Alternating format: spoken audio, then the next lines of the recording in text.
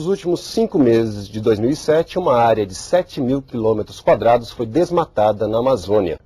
Isso equivale a 5 vezes o tamanho da Grande São Paulo. Parte da responsabilidade é atribuída aos criadores de gado. Hoje, mais de 1/3 do rebanho do país está na região norte. Mas há outros ingredientes: financiamentos oficiais, falta de fiscalização e ocupação das antigas pastagens por plantações de soja e cana-de-açúcar. O aumento do desmatamento na Amazônia é o tema do Participação Popular de hoje. No centro de nossa arena, os deputados Eduardo Valverde, do PP de Rondônia, e Francisco Rodrigues, do Democratas de Roraima. Participam do programa representantes dos produtores, ambientalistas, representantes do governo, especialistas no assunto. Obrigado a todos pela presença. Quero começar perguntando ao deputado Eduardo Valverde. Deputado, existe alguma dicotomia dentro do governo entre forças produtivas de um lado e ambientalistas de outro? O governo não. O governo tem uma posição muito clara no tocante ao que tem que ser feito. Evidentemente que existe na sociedade divergências. Na Amazônia, a floresta ela é necessária para duas situações diferentes. Ela é necessária porque na floresta não tem apenas a fauna nem a flora, tem povos que vivem da floresta, como as populações indígenas, quilombos, extrativistas, seringueiros. E aí também, pelo outro lado, você tem também aqueles que tiram da floresta produtos naturais, muitas vezes não repõem esse produto, essa espécie. E a consequência disso, que nós estamos vendo na Amazônia, no passado era a extração pura e simples de madeira, e hoje a floresta tem sido derrubada para dar lugar a plantio de soja ou de cana ou a criação de gado. Então, nesse contexto, nós temos que balizar o que tem que ser feito. O governo tem uma posição, agora precisamos convencer a sociedade brasileira de que na biodiversidade não pode dar lugar à monocultura agroexportadora. Deputado Francisco Rodrigues, a formação do senhor é de agronomia. O senhor foi também secretário de Agricultura lá de Roraima, não é isso?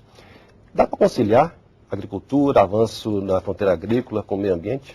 Sim, é absolutamente compatível essa convivência, até porque nós entendemos que você não pode utilizar áreas de floresta exclusivamente para atividade agrícola ou pecuária, mas também não podemos deixar com que elas vivam perpetuamente sem uma exploração racional e ordenada. Existem alguns lugares do mundo onde os modelos, eles na verdade são modelos conhecidos. Eu tive a oportunidade agora há pouco tempo de visitar um pequeno país da América Central, a Costa Rica, e é uma coisa que me chamou muito a atenção, a convivência pacífica entre a economia de escala, a economia de mercado e, obviamente, a proteção do meio ambiente.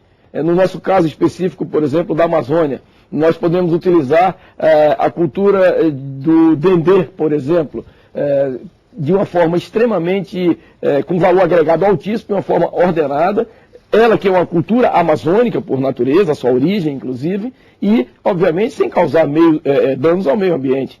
Temos o problema da soja, da expansão da fronteira agrícola com a pecuária, isso tudo na verdade num arco que tem que ser entendido como aqueles produtos que têm maior valor agregado e acima de tudo representam para o país o quê? Um valor expressivo na sua economia. Portanto, eu acho que o governo tem que ter mecanismos mais rígidos para controlar esses desmatamentos que são feitos muitas vezes sem um controle, mas acima de tudo tem também que, dentro de um mapeamento agroclimático, venha a estabelecer limites, mas sem, no entanto, impedir que o desenvolvimento brasileiro ele se promova também na Amazônia. Por que não?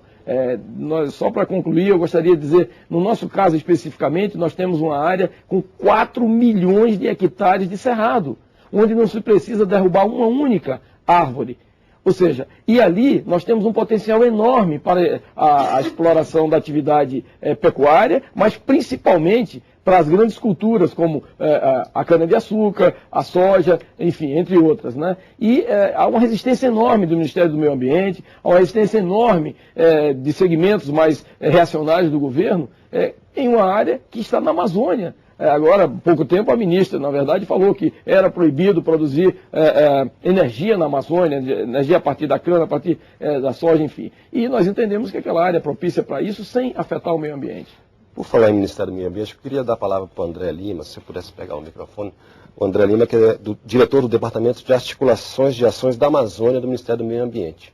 André, alguns anos atrás, ou até pouco tempo atrás, o grande vilão do desmatamento eram as madeireiras. Hoje, esse papel passou a ser o dos produtores rurais, é isso? Veja, essa é uma discussão bastante polêmica, complexa, que a gente não pode tratar de maneira simplista, né?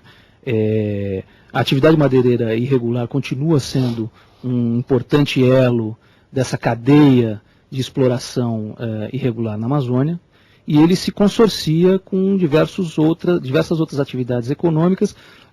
E aí a questão é a seguinte, quer dizer, em que região da Amazônia você tá se referindo? Você tem uma região, por exemplo, que é a chamada Portal da Amazônia, né, no Mato Grosso, onde você tem uma atividade forte de soja.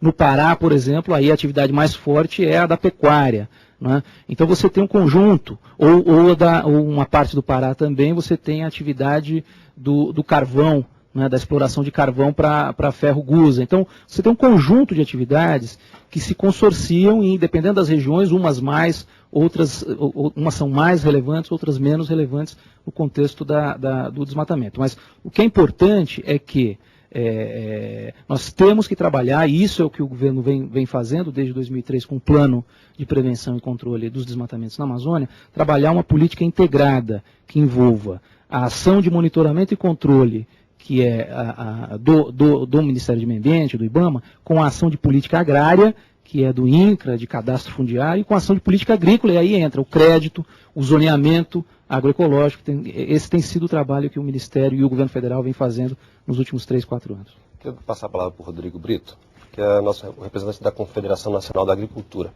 Rodrigo, é correto dizer que a pecuária agora é a grande responsável pelo o avanço da pecuária na região amazônica, é o principal responsável hoje por esses novos focos de desmatamento, é correto? Essa interpretação que a gente vê nos jornais e alguns especialistas? Na verdade, a questão do avanço das atividades econômicas, a agricultura e a pecuária, elas decorrem da falta de outras alternativas. Então, busca-se, são 20 milhões de pessoas que vivem na Amazônia, e pessoas pobres. Do pequeno, do médio ao grande, existem os desmatamentos tanto para a incorporação da pecuária, da agricultura, os assentamentos rurais também, a extração da siderurgia também é significante. Então nós não podemos deixar de lado a questão principal, que é de que forma nós vamos dar a 20 milhões de pessoas que moram na Amazônia, que corresponde a quase metade do território nacional, uma melhor qualidade de vida, uma dignidade, a opção de emprego, né?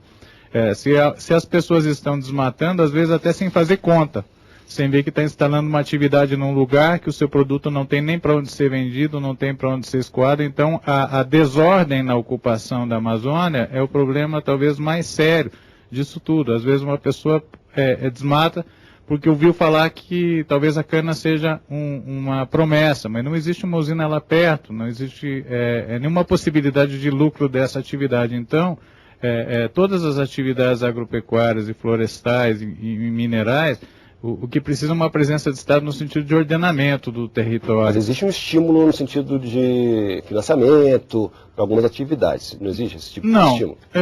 Sobre esse ponto, nós até estamos lá fazendo esses cálculos na CNA, nós não vemos uma relação entre essas áreas desmatadas e que essas pessoas tenham obtido financiamentos. Então, as pessoas vão fazendo do jeito que conseguem fazer. Uma coisa, ela não tem, muitas vezes, um sentido organizacional que você tenha um banco financiando, um banco público financiando. Existem alguns projetos que foram financiados no passado, mas de anos para cá existe um cuidado maior no fornecimento desse financiamento. O que se critica é que se financia, às vezes, a produção de um frigorífico, a construção de um frigorífico numa área que você não tem naquele local as áreas da pecuária ainda. Então é isso que se critica, que você cria outras atividades no local que vão fomentar um desmatamento futuro também. Queria passar